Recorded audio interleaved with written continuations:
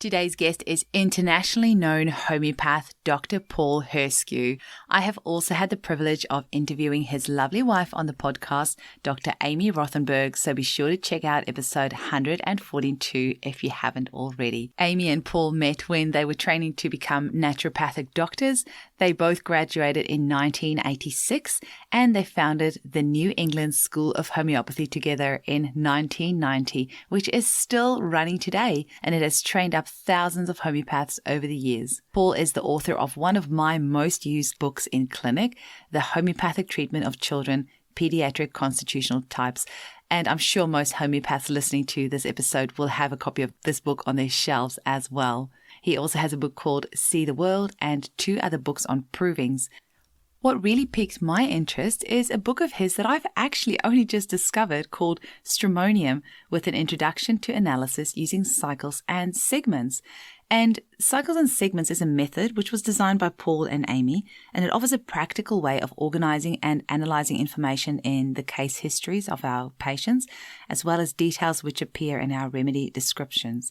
And this approach allows for an integrated study of homeopathy without the cumbersome memorization of long lists of individual symptoms. And this is something that NESH, the New England School of Homeopathy, actually trains their homeopaths in. And I am really excited to learn more about this because as a homeopath, we are so inundated with different prescribing methods, different remedies, different ways of taking and analyzing a case. So to have a system that makes this whole process so much more easier and streamlined is really very exciting. So I'm so glad to have had this chat with Paul today, and I'm really excited to learn more about cycles and segments myself. If you want to learn more about this as well, or you want to find out more about Paul or Amy or their books or the amazing work that they're doing in the field of homeopathy, visit www.nesh.com. That's the New England School of Homeopathy.com. Thanks for listening. Welcome to the Homeopathy Hangout, where we discuss all things homeopathy from around the world. And now my mum and your host, Eugenie Kruger. Hello, homies, and a very warm welcome to Homeopathy Hangout. Today, we get to hang out with the lovely Paul Herscu on the show. Welcome, Paul. Thank you so much, and thank you for having me. It's a pleasure. I've had your beautiful wife, Amy Rothenberg, on as well. So it's really special to get to have you on as well. Tell us a little bit, Paul. This is the first question I ask everybody on the show. How were you first introduced to homeopathy? Okay. I was in university, and I was actually studying to become an invasive cardiologist. That was like my path was not just cardiology, but invasive cardiology. And I went on a bicycle trip in the springtime. It was a very rainy day. And in the midst of that rain, I hit like a little pebble and I fell. The bike got wrecked. I was almost in a pretty bad accident. Anyway, that night I had 104 fever, maybe 105. It was very high. And the next day I sort of recovered, tried to figure out how to fix my bike. Eventually ended up back home. And then 6 days later, I woke up and I had arthritis in every joint of my body. So it took me forever to be able to get up and get dressed and go to my local doctor, who said, don't worry, this will go away in 6 months or so. And just then my sister called me and said, have you ever heard of homeopathy? And I said, well, not really. And a friend of mine, a good friend of mine, had just come back from England and said, have you ever heard about homeopathy? So that's kind of unusual. That was within half an hour of each other. And there was going to be a homeopath speaking at Columbia University in the evening. So I went to meet a homeopath. It was a local homeopath, and he was talking about health and disease, and that in general, disease and disease symptoms don't come out of the blue. There's a reason they come in. There's a sort of method to them, a method of health and progression of disease. And really, he was describing Hering's Law at a rudimentary level, but it was just the most beautiful thing. I think I started to weep. It was just so beautiful. And because there was multiple questions at that time, I was trying to deal with this arthritis thing that I'd never had before. And then my best friend had scoliosis. He's a dentist, but at that time he was in university with me. He had scoliosis, and he had to be in this sort of tube, essentially, to brace them up. And my friend, whose father was the head of the medical school, she would get drunk every month because of the menstrual pains she was having. And a friend of mine had, mononucleosis. My parents had hypertension. I was looking around, I was thinking, boy, I can become a doctor and absolutely help no one I know, no one I love. And then there was this sort of homeopathy thing. So I went to see this homeopath who gave me a remedy. And then in just a couple of days, I was just like, not just the arthritis went away, but all this energy. I just had a ton of energy and I was so clear. And I don't remember being like that in years and years. And then a few weeks later, I sort of bounced back into his office. I was telling him, I feel terrific. I just rattled off everything, how I was feeling. And he said, all right, let me give you some more of this. And he gave me some more of this. And then within an hour, I'm like throwing up and I felt horrible. And it took me like 9 months to sort of sort myself out. But during that, soon after feeling the horrible, during that first couple of days, I thought, wow, I'm going to do this for the rest of my life, because anything that makes me feel that good and that bad, it's really good. And it helped me not just in this sort of local symptom, but it helped me in general. So this was before there was homeopathy really in the United States. It was hard to find any homeopaths. There was this one person.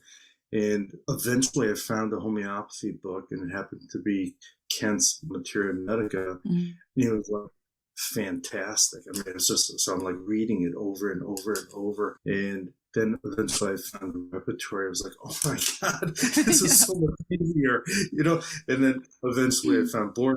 Eventually I found Hahnemann. But it was hard to find these books. And I was living in New York City, mind you. Wow. It was sort of like a mystery back then. And just I studied and just read any book I can. And eventually, and mind you, I'm 20 at this point, right? So there was this summer school that was, it was a 2-week summer school called, it was Millersville, it was the National Center for Homeopathy. I think this was like in 1981 or so. So I'm a kid. But it's only a doctor's course. So everybody's like 30, 40, 50, 60. So I convinced somebody to write a letter for me to let me in. So they let me in. And at that point, I started teaching some of the people because I've been studying so much. And anyway, that's how it all began. Wow. Long, short story. And so then when I was at Millersville, at the National Center, I started interviewing one professional after another. So I went to a medical doctor and I said, all right, why should I go to medical school if I want to be a homeopath? Then I went to an acupuncturist. Why should I be and I kind of went one by one. And then when I got to a naturopathic physician, he said that's because Hahnemann was really a naturopath at heart. He was all about homeopathy and nutrition, psychotherapy, hydrotherapy, and so on. It is the finest match that you can have. And I really liked that, and it kind of matched what my thinking was. So in the United States, we have naturopathic physicians, just like you do in Australia. The naturopathic physicians in the United States can function as primary care physicians. So we deliver babies, we sign birth certificates, we sign death certificates. In some of the states, they prescribe any medication, they do surgery, and so on. It's very different than the type you have in Australia. We don't have that at all here. I wish we did. It would be life-changing for so many families. Well, to be able to have the best of natural medicine, and when you need something different, then you can have that. Is that something that you can get what we call like bulk bill, or can your private health insurance obviously pay for a consultation like that, and does it subsidize some of the medicines that you get? Yeah, so medicine in the United States is regulated state by state, and the insurance companies are regulated state by state. So where are you located? I'm in Perth, so on the west. Yes, you're in the west. Most isolated city in the world, apparently. Right. So Western Australia would have their own medical insurance and their own medical laws.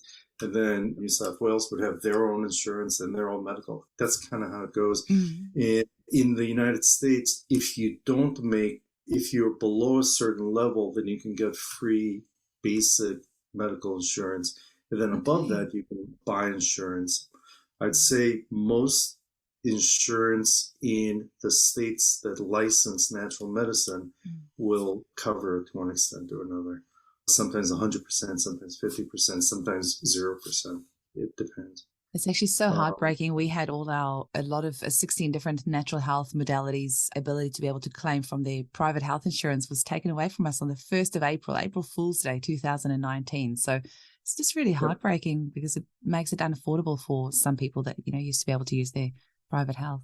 Yeah. So this is the case in a lot of countries where you really need to show both efficacy and cost efficacy. And for a lot of natural medicines, you have really good practitioners, but lousy people, researchers. We have really excellent researchers, but lousy practitioners. And it's hard to sort of match up everything. And so what comes out is essentially politics and dollars and cents. And they say, this is just not worth it because we should get rid of this because it's costing the national government an extra $100 a year or some ridiculous amount considering how much they spend otherwise. In fact, 25 years ago or so, Harvard Business School did a study in my practice, and what they showed is the average person that was not flying but driving was driving about 4 or 5 hours to get there, and this is how much they spent in their annual medical budget, which they spend out of their own pocket, compared to another, like a similar kind of individual, same age, same gender, same everything, they would spend this much.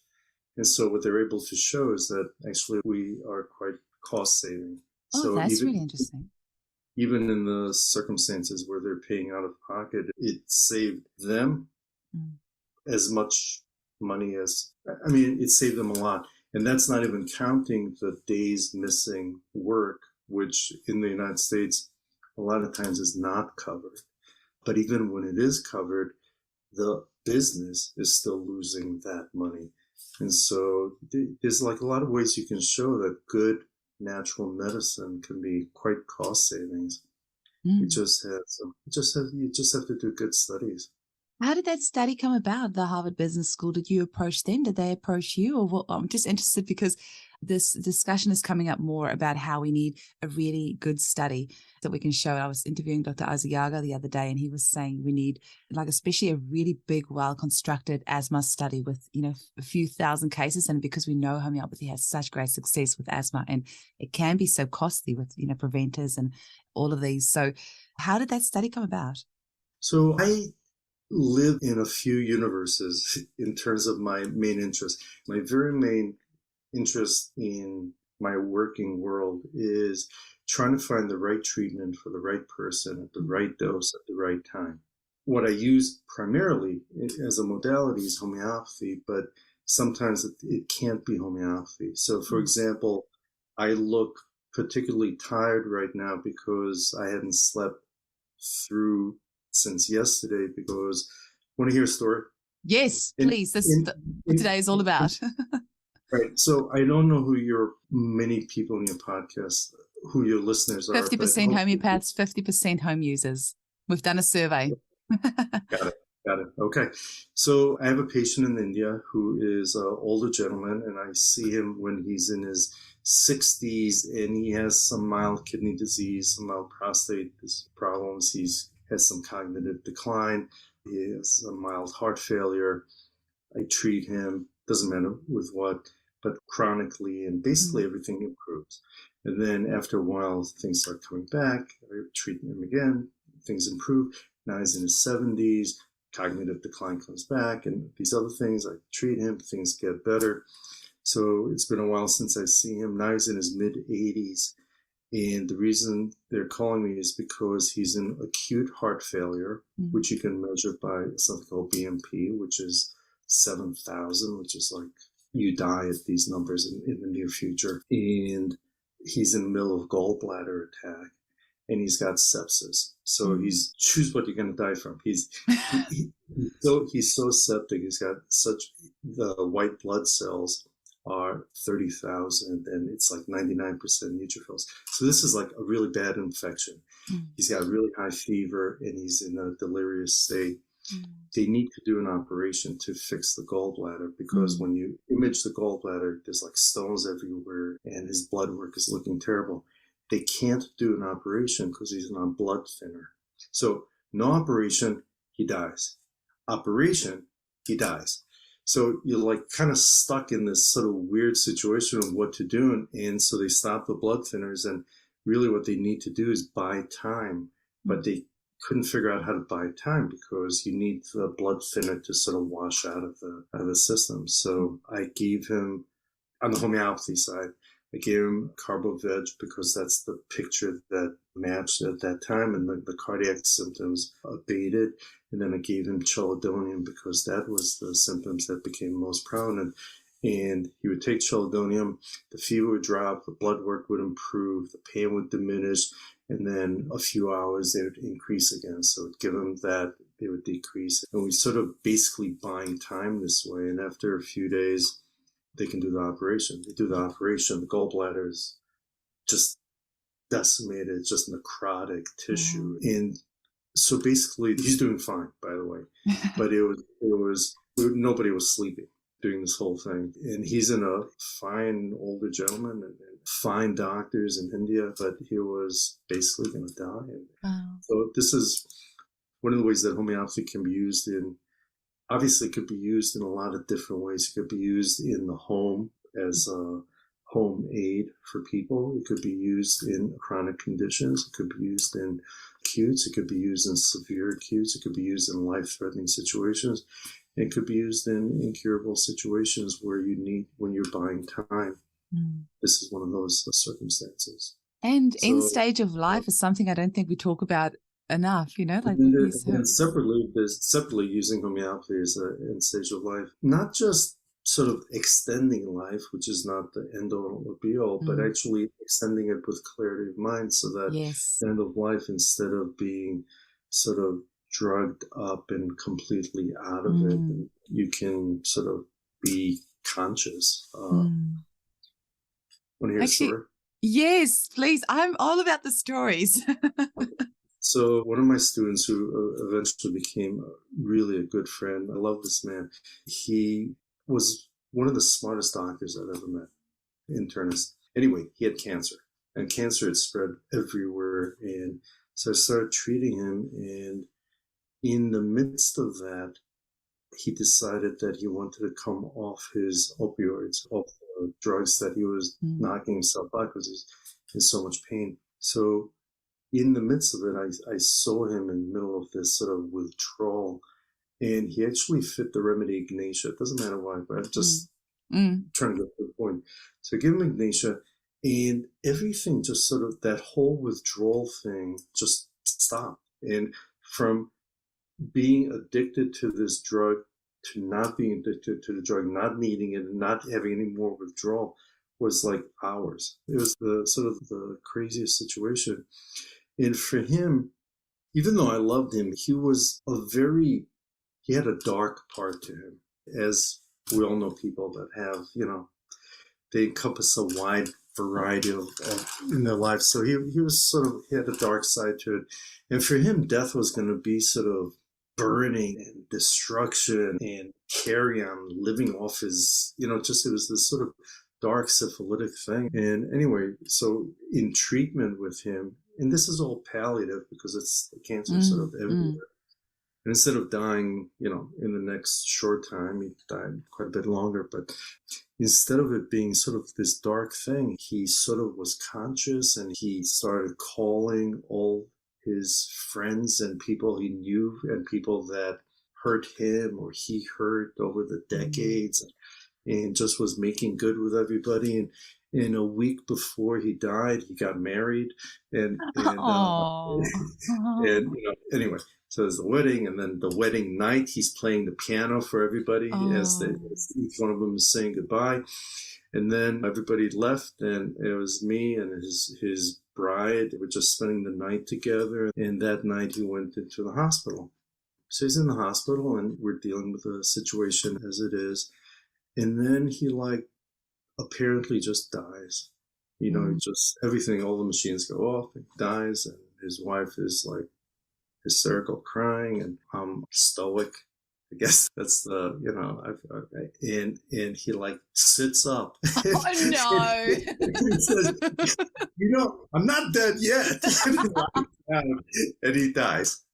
And so the last thing was this sort of joke, and we're like all laughing and crying, and that was a good death. That was a good death from where he was addicted and dark. And this death is such a scary, horrible, it's homeopathy has a role there. It really does. I've interviewed 2 homeopaths now who are also death doulas.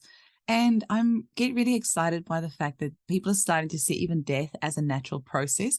And actually just last week, one of my staff's chickens were on the way out and she said, I'm going to take it to the vet to euthanize it. I'm like, no, death is actually just a natural process. Just keep her at home, give her some arsenicum, give her some cuddles and just be there with her. Like it's not something, we've medicalized birth so much and pregnancy, and we medicalize death so much as well. And I think homeopathy actually has a powerful place in that. And your story is brilliant because there is just no way he could have gone on to call all these people and play piano and have a wedding while he was high on opioids. How Right. different would that picture have been? And not just that, but even if you suggested, hey, do you want to make peace with your family or something? Yeah. Just no, they're all jerks, or they're all, Yeah. But I've had different family members, patients of family members, some of my patients whose family gone through horrible things. And each time I think, wow, this is why I became a homeopath. This alone was worth it. Mm-hmm. Yeah. I have so many other questions from things that you've already mentioned. I'm just trying to think where to start. One of them is, this gentleman in India that you treated in his 60s and then through 70s and then 80s. Was somebody like you, had homeopaths on the show here that have had 30, 40, 50 years experience. And the thing that always fascinates me is just the journey. Like, walking that path with your clients over such a long period of time, but also the learning that happens over such a long period of time. I've only got 10 years under my belt. And if I look at where I am now as a person and as a practitioner versus where I was 10 years ago, it's so wildly different. So I can only imagine if you've got 20, 30 or 40 years under your belt, what has that journey been like for you? If you had to kind of like sum it up somehow, walking that journey with your patients, but also the learning that's happened and your thinking, how that's all changed over the years. Sorry, we need a whole podcast episode. I'll sum that up in 2 minutes. I had a guiding light, I guess, which was that I really wanted to describe what happens in reality in the clinic, in the patients. And so that was like my guiding light. And if you kind of read that first book that I wrote, it reads as if it was the patient sitting in front of you. It reads like, oh, this is exactly what they're like. And so it was sort of interesting to just read a lot. And as I said before we started today, my main guide has been these books that I surround myself with. So by the time I went to naturopathic school, it was my first month in naturopathic school, and you're supposed to start seeing patients in your 3rd year just to observe, not to do anything. But I was sort of into the homeopathy part pretty deep by that time. So I'm studying in the library. I'm just sitting in the library, and one of the doctors and a 4th-year student said, we have a problem in one of the clinics in that this woman has this severe kidney pain, and she's passing kidney stone, and we tried this and this and this and this. Didn't really work out so well. The ambulance is coming. It's not going to be a good story for our school. But we kind of heard that you're really into homeopathy. So I was like, okay. Mind you, I have like long hair at that point, because I wasn't prepared to go to see anybody. I was like, I might have had like a torn t-shirt on or something. So I go into this clinic and I open the door. And I tell this story, and I've written about it. There's this woman in the most excruciating pain I've ever seen. And mind you, I'm a kid. I've never seen anybody in pain. So she's like screaming and crying. Her daughter, who's sitting there, screaming and crying. The whole thing is sort of a mess. And I asked her a question after I stopped I'm shaking inside, And so I ask her a question. She can't answer. And I asked her a second question. I pushed like in her inner thigh. And I was like, does this hurt? And she started screaming and threw up. So I was like, okay, I'm going to give you this remedy. And then eventually we wound up giving her Berberis, which is not it's a good prescription for somebody that needs Berberis. And so it goes in her mouth and she's like, wow, that was it. And then half an hour, she's walking home. No. And so her life changed markedly from that dose. But for me, even though it was the first time I saw somebody in pain, actually, it was the first time I saw somebody with kidney stones and kidney pain. For me, it was almost like my 100th or my 500th patient with kidney pain, because I'd read this case and this case and this case and this case. And I saw kind of like, well, this doesn't make sense and this makes sense and this doesn't make sense. So finally, when I saw her, it just helped confirm what I was thinking. And that kind of led me to a path that I just never deviated from. I just know what people say, but what matters is what the patient shows me and what is right there, where the books are right, where the books are wrong, and just let the patient dictate the reality for me. And so that hasn't veered. That hasn't veered.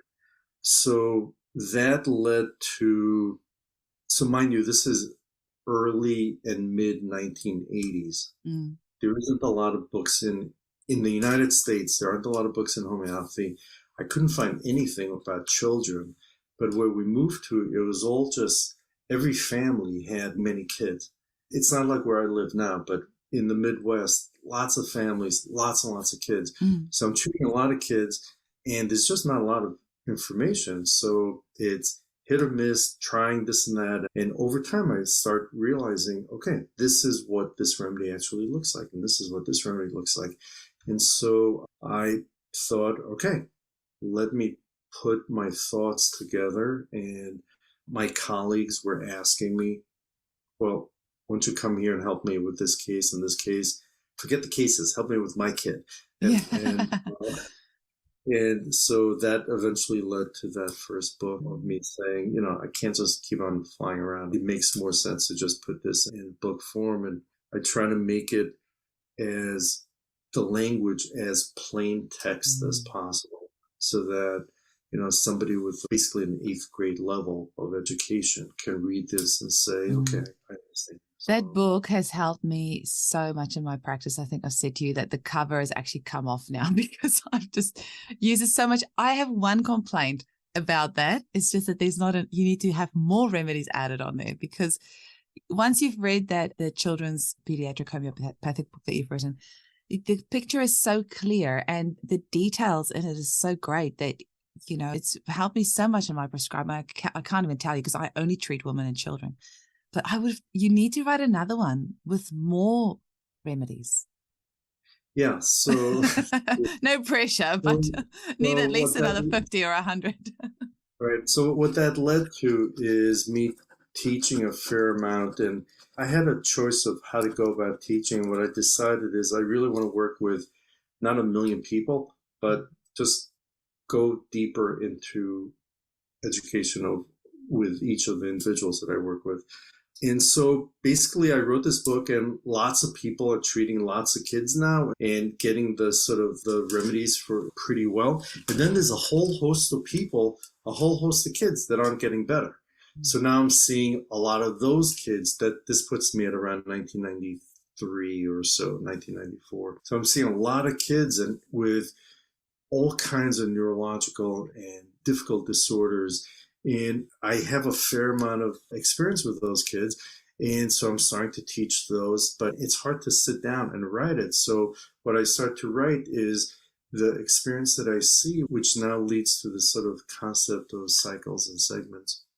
Is it okay if we just sort of please talk about please talk about cycles and segments. Yeah. So initially, when people are studying homeopathy, they might hear this concept of layers, and that somebody used to need calcaria carbonica, and now they need lycopodium or whatever the remedies are. And it almost seems like a sandwich, like, here's this level, then here's the next one, then here's the next one.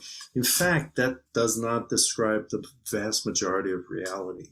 What most people that need, let's say they need calcarea carbonica, but they never got calcarea carbonica, and some big stress happened and they moved to tuberculinum or they moved to stramonium, what have you. They'll have those symptoms of stramonium or tuberculinum, and they'll keep a lot of the symptoms of calcarea carbonica. So there's a lot of symptoms that fit one remedy and then a lot of symptoms that fit another remedy. And how do you decide? And what happens over practice? And what I started seeing is a lot of cases from my homeopathic colleagues that seemed like they needed this remedy, but they weren't responding to it, or they seemed like they needed that remedy. And so what that led to is a few different, I would say, uncovering something rather than creating something. I uncovered sort of a understanding that as people, let's say they need a nosode, and it doesn't matter which nosode, they'll have a lot of symptoms of that nosode, but they'll also have a lot of symptoms of the polycrest. And then it's like a question that the homeopath has, well, should I give them this nosode, should I give them this polycrest? If they need a remedy like stramonium, a book that I wrote about, they'll have a lot of symptoms of stramonium, and every person that needs stramonium will have a lot of symptoms of tuberculinum, and a lot of symptoms of memorization, and a lot of symptoms of sulfur, and so on. And it becomes sort of messy. Messiness. That's where I'm at my clinic at the moment. So that messiness, and you said you're in your 10th year? Yeah. So this is the sort of the hook in homeopathy is in your first few years, you just get a lot of polycrest. A lot of people are sort of on the healthier side, and they need calcarea, they need sulfur, they need this and that. And then as you practice longer and longer, you just start getting more and more difficult cases. I don't mean just difficult in the pathology, but difficult in the presentation of the patient. And so what I uncovered really is this thing that I call the map of hierarchy, which is described. You can look it up. If you type in map of hierarchy and my name, you'll see different articles that reference it. And there's several chapters within that stramonium book. So the stramonium is a whole book in itself because it's the first remedy that sort of opens up the unconscious to a whole set of remedies that are violent and tangerine remedies like hyoscyamus and stramonium, tarantula, mercury, and so on. And what was interesting, so now it's 1994 and 1995. I remember I flew to Norway and I'm describing the materia medica of children that need veratrum album, children that need hyoscyamus, children that need mancinella and tarantula. And, there's like a couple hundred people. A lot of them have been practicing homeopathy for a while. And somebody raises their hands and they say, Americans must be crazy because we don't see these remedies. We don't give veratrum album and tarantula and remedies like this. We don't see this. But what they were reading is old books, and what they were being lectured is materia medica that sort of describes an extreme form of each of the remedies. And a lot of times of somebody that needs tarantula, veratrum album, mancinella, and so on, would come into the office, and while they would have symptoms of veratrum album or tarantula or hyoscyamus, they would also have the food cravings of calcarea carbonica and the fears of lycopodium and the keynotes of meteorinum, and the homeopath would be prescribing these other remedies. And what I said to them is, do me a favor, just listen to these lectures, and then let the chips fall where they may. And I came back the next year and I said, so how many of you have given these remedies? And everybody raised their hands. And it's like, because just like you said in the first book, it sort of described what is typical for these remedies presentation-wise. My lecture on those remedies presented what they're really like today. And then also in real life language, I think that's the big thing, because if you're just reading the materia medica, especially if it's older materia medica, the words that they use and the things that they did then, it's not always transferable. And so when you're reading a book like yours, where it's saying, this is the kid that will come up to your desk and take a pen off your table, or that will touch everything in your clinic, and like that sort of stuff and then you see it and it's like, oh, okay, I can understand that now. So I don't know if maybe it's a lazy way that I prescribe, but I really like books like yours. Actually, Franz Kuss's children's book I really enjoy as well, because it just shows you exactly what it's going to look like in your clinic. So you can see that child. It's like they become a person to you, and you can relate it to an actual case in your clinic, and it makes it so much easier to remember. So I'm speaking here primarily to the people that are using homeopathy at home, but the homeopaths should also listen to this. In a lot of ways, homeopathy continues to exist, not because of the homeopaths, but because of the public demand for homeopathy. And what's interesting to me is that if you look, and I guess this is a long way of answering your question, why Harvard Business School? But it all makes sense in the end. I live within the world of science, and I hold sort of a center part where there's homeopathy and what we call complementary medicine on one hand, and pretty deep science on the other hand. And I try to hold that middle ground. So I have pretty good conversations with some pretty deep scientists and homeopaths. And what's interesting when you look back and just take the 30,000 foot look, the language of homeopathy is the language of the people, right? So instead of how the language of medicine has transformed to be sort of Latin, and you go to a medical doctor and you say, I have an ear pain because I have an ear infection. And they say, oh, no, you have otitis media. I know, that always cracks me up. So intuitively, people at home naturally gravitate towards homeopathy because we speak in the language of the people. This is a strength of homeopathy. And when the homeopath is eliciting symptoms, and the homeopath is talking to the patient, the patient's parents, and so on, about why they're giving this remedy for this thing, it's within the language of disease and language of health, and it's intuitively, it makes sense. So this is a strength of homeopathy.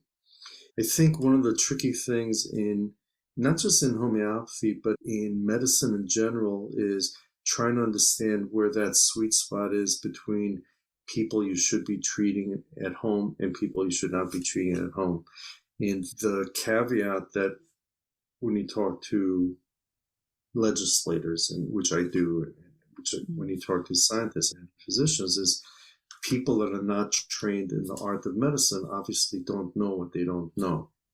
And so I think a useful thing for people that are wanting to take care of their families and themselves, a useful thing is just to learn as much as they can about not just the health part, but how the body functions, how the body works. And the more they know about that, the better that answer is of what should I treat, what should I not treat. And I say this not just for the parents, but it's also for health professionals, that I have taught many people, and I hear a lot of different stories. During COVID, I treated, not only was I, one of the first people to treat COVID outside, but I don't know if you remember the Diamond Princess, the boat that had the initial people outside of China that this COVID started in China, right? And it starts in November, December of 2019. In December of 2019, I wrote already, something's going on in China that's not right. By January, I was like, we have a problem here. By late January, then it becomes more known. By February, describing how this is actually the one that is going to be quite serious. And one of the things that we used was this boat that had a fair number of people that got sick with COVID. So I had patients on that boat. So I'm kind of seeing this right from the get-go. And I know homeopaths that said there's no such thing as COVID that died. I know homeopaths that said COVID exists, but it's not a big deal, that died. I know homeopaths, and these are not like theoretical homeopaths. They're the people I know. I know homeopaths that said, we can easily take care of this, it's not a big deal, that died.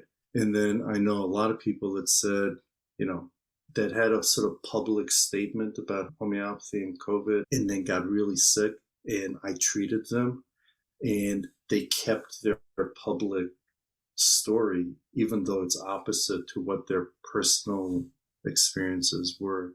It's very interesting because, and I'd love to talk about COVID as a whole thing at some point. Whole separate podcast, yeah.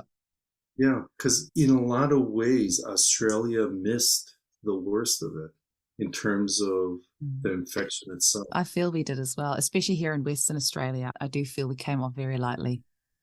Yeah.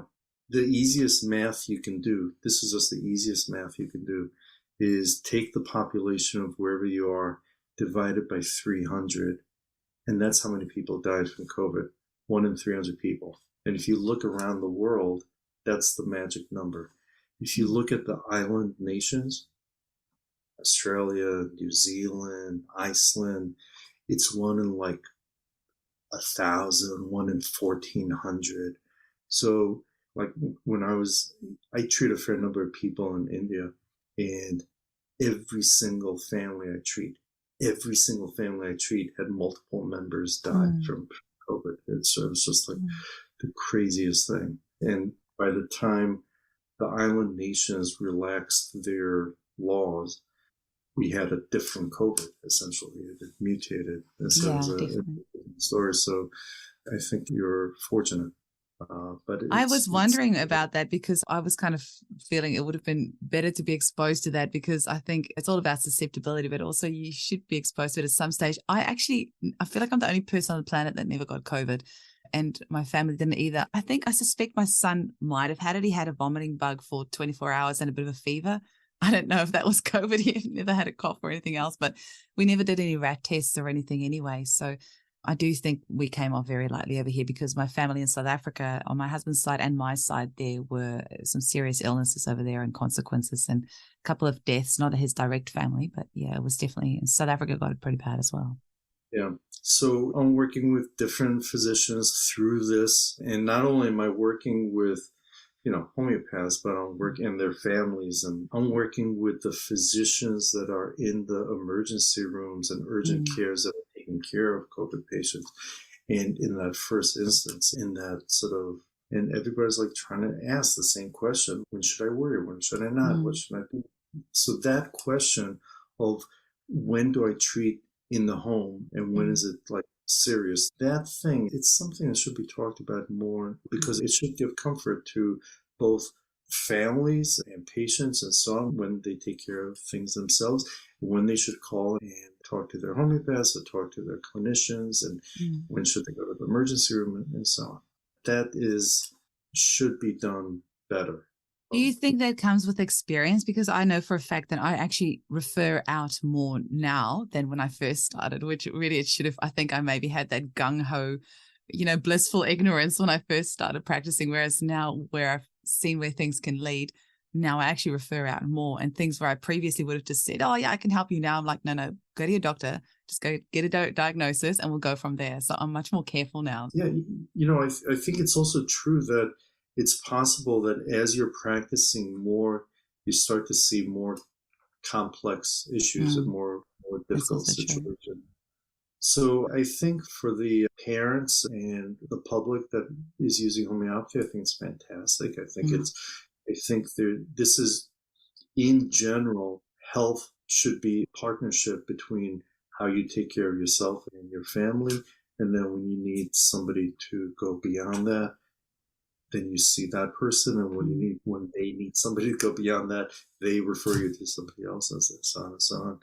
So that should be done better, and that should be done better around the world. It's not like it's different in Australia than in America. And then for the homeopaths that are, do you have a specific question you'd like to ask? Just on the... Well, I do have some things I kind of want to wrap up. Like, we've had so many interesting conversations. I actually feel with any of the homeopaths I have on the show, I always feel like I have instant resonance with them, more so than any other. We've never met in real life, Paul. I've only ever read your books, never met before, but I just felt like I know you from the second that we started chatting. And I find that with so many of my guests. And I think it's just that, we kind of we have the similar beliefs and similar ways that we view the world. Maybe that's a good way to put it. So I always feel it doesn't really matter what we talk about. It's just going to be fun for the listeners anyway and the homeopaths. But one of the things I wanted to just loop back on was the business school and just how you got that funding. And then I was also wanted to loop back because you mentioned about that naturopathic training. And I was also wondering, do you think that is a bit of a fall that we have in homeopathy, that we don't spend enough time on that naturopathic training? You know, like we just get trained in homeopathy. We don't get trained in nutrition or anything like that unless you go to a school that teaches that. So do you think that's a bit of a fall down for us? And then also the cycles and segments. I want to ask you so much more about that. I definitely want to talk more about COVID, and the COVID vaccination. I just want to say to the homeopaths that are listening that have asked me to have a chat with you about that, we're going to do a whole separate episode because there is so much to uncover in all of that. So we've got lots of ends that we still have to tie up. So you can't go anywhere for at least the next 10 minutes. Right. Okay. So cycles and segments, all of that is its own. We should talk about that as well. The issue, as you go through the map of hierarchy, the issue that we come to is this idea that some remedies, like I use hundreds of remedies pretty regularly, but most homeopaths don't get a chance to use a lot of them because they're either waiting for this sort of key symptom that never shows up, or they get sort of stuck with those other remedies that I was describing, that you still see keynotes of this remedy, this remedy, this remedy. And so how do you get to understand what the remedy is really about? What's driving that remedy and the symptoms that drive that remedy? How do you fix the problems of the repertory? So the repertory has some remedies that are in 20,000 rubrics, and some remedies that are in 50 rubrics. So how do you balance that out? How do you balance out the inaccuracies in the repertoire? How do you fix all of that? So we sort of came up with a way to sort of, it's like a Gordian knot. You just sort of fix all of it at one time. So that's the second segment approach. And the best way to learn about that, I know you've got the Stramonium book, which I actually we've got the Aurum Project here in Australia. It's basically our only homeopathic book supplier. I found a copy of Stramonium Cycles and Segments yesterday. So I'm really excited about that. It's going to be here probably next week. So that's a good place to learn about it. Where else can homeopaths learn about this? Do you teach that at your school? Yes. So the school we started in 1990, so it's the oldest school in homeopathy that's been going, is the New England School of Homeopathy, and you can look it up online. And we have done these courses, sort of in-depth courses, going through, as you said, are there other remedies? Yeah, we talk over 100-something remedies, pretty in-depth, and not just sort of what the books say, but this is kind of what it looks like in practice. This is how you use this remedy. And we go through just pretty much all the homeopathy at a practitioner level. There's a whole other course that's sort of like a 12-hour course that's just an introduction to the concepts of classical homeopathy. And then we teach a lot of classes, but we only teach it to people that took that big course. And so we go pretty deep with people that we go deep with. And most of the classes, therefore, not open to just everybody, because it became difficult to just answer the same question over and over, because then I never get a chance to go to the next remedies. So New England School of Homeopathy, that's the home base. And the other question you asked was, so Harvard Business School. I treat a fair number of people that are Olympiads and the CEOs of different corporations and education folks from different walks of life, including people from all the different schools. Harvard is an hour and a half that way. Yale is an hour and a half that way. Oh, wow. And so it's not unusual for those kinds of individuals to intersect with our clinic. I also helped pass the law for naturopathy and therefore homeopathy in Massachusetts. Massachusetts is a state kind of like New South Wales and Western Australia, and I'm the chair of that board. So it's like anything that involves science and homeopathy in Massachusetts, I'm sort of involved in the midst of that. But I'm also, I dovetail with a lot of different scientists on a lot of different projects.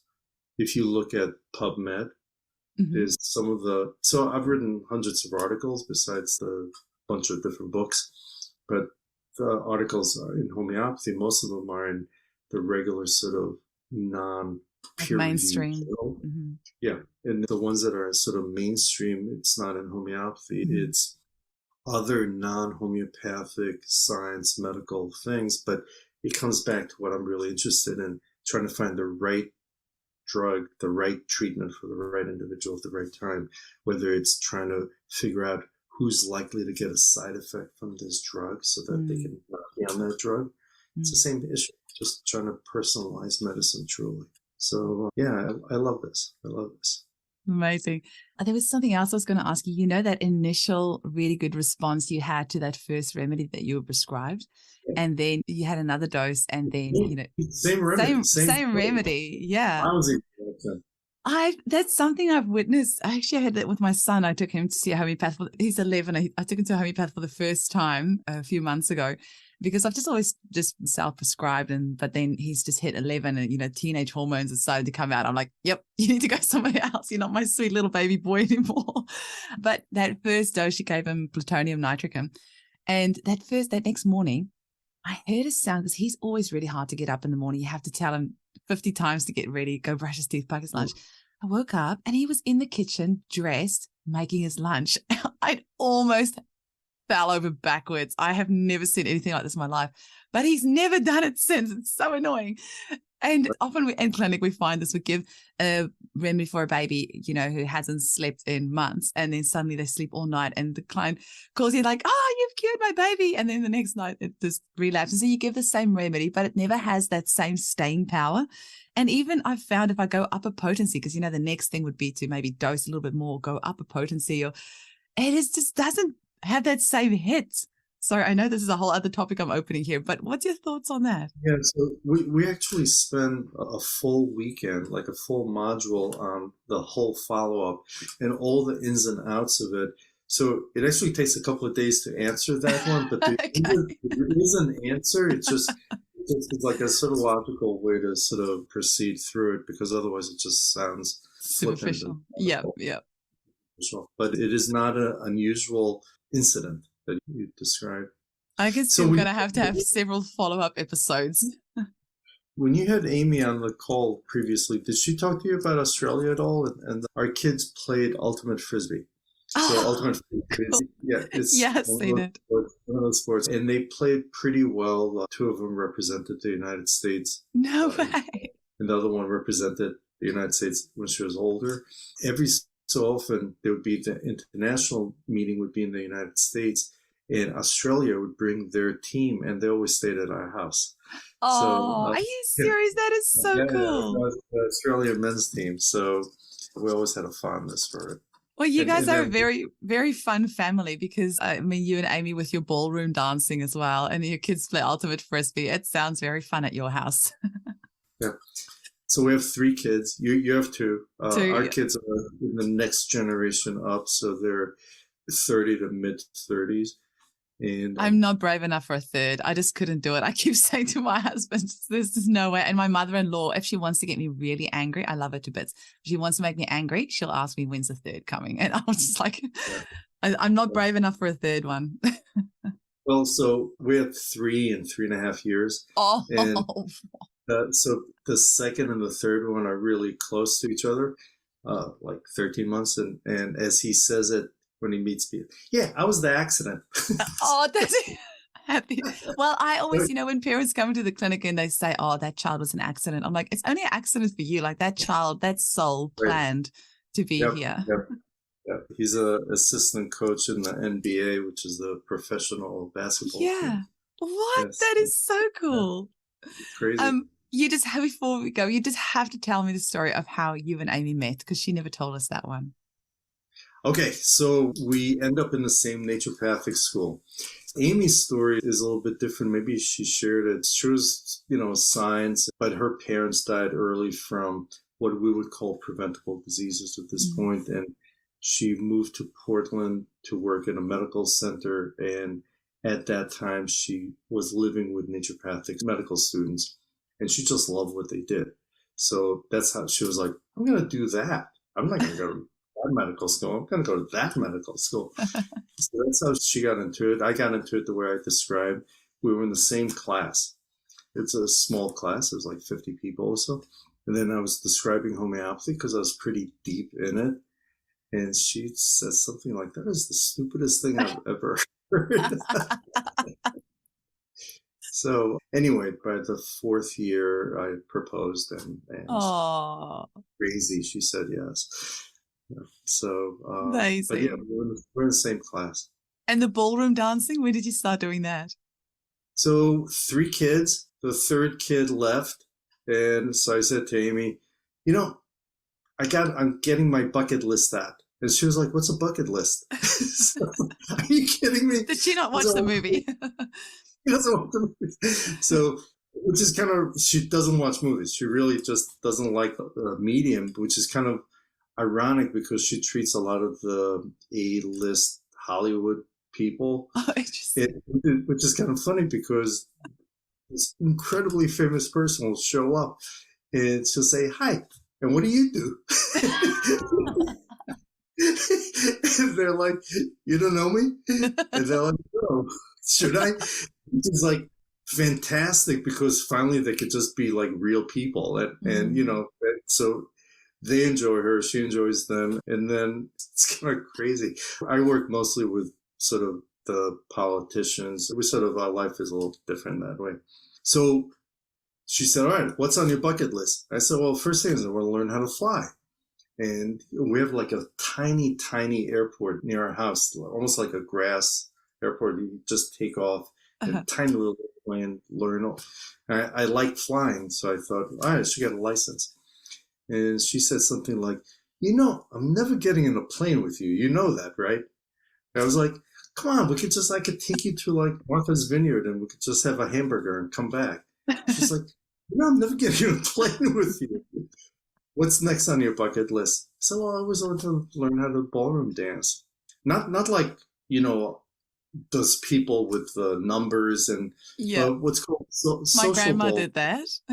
Yeah, not that. But sort of social ballroom. You hear a song and you like ask somebody to dance and you just do all these sort of dances. And she was like, yeah, I'm into that. Aww. So we started with that. So it wasn't that long ago. It was 8 years ago, 9 years ago. But we took it very seriously. We, hours a day and just sort of took it methodically and I loved it. I think that's such a beautiful thing for couples to do. I think divorce rates would go down if more couples danced together. Such a beautiful thing to do.